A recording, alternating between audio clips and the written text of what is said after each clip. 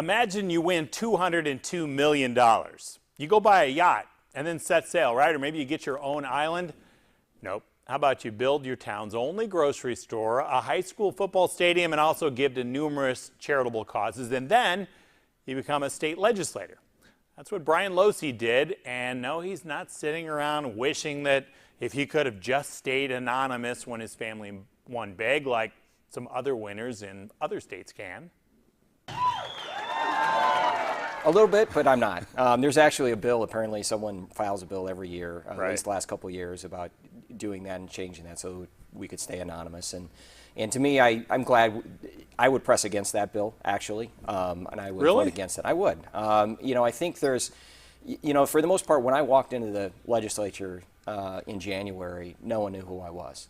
You know, that idea that you're instantly famous for 15 minutes, and we've been a little more open to the public, but when I walked in the legislature, no one really knew who I was. And you were just a freshman. I was just a freshman. I was a freshman from East Polk. I was the new Zach Nunn. That's pretty much all anybody knew of me. And that's still the case. I think there's a lot, you know, people have kind of pieced it together, and most people now know I've won the lottery, or my wife did. But to me, more importantly, I think that publicness of it presents some sort of accountability to the public, and to make sure you don't kind of go off the deep end with things.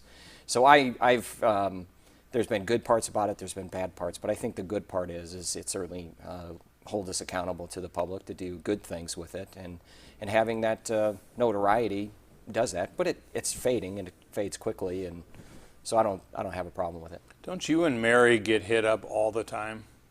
We do, you know, for good causes, as well as some, you know, people randomly, and it's faded away a little bit, but we still get letters from anonymous people from around the country saying, you know, they're your fourth cousin or whatever. Well, more of you know, we've lost our house. We've, you know, every good thing about a country song. But that's hard, right? It's hard to say. Isn't it hard? No. I mean, you have to. Some of those stories have to be really sad. I realize you have no idea if they're true or not true, but isn't that tough?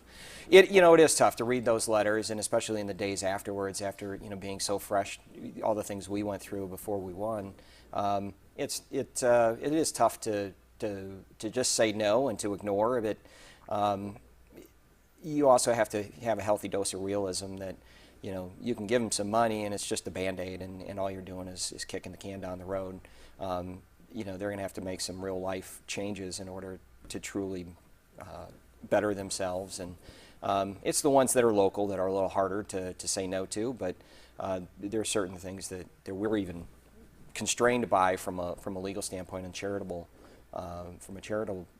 standpoint, that we can't just give money to individuals of large amounts.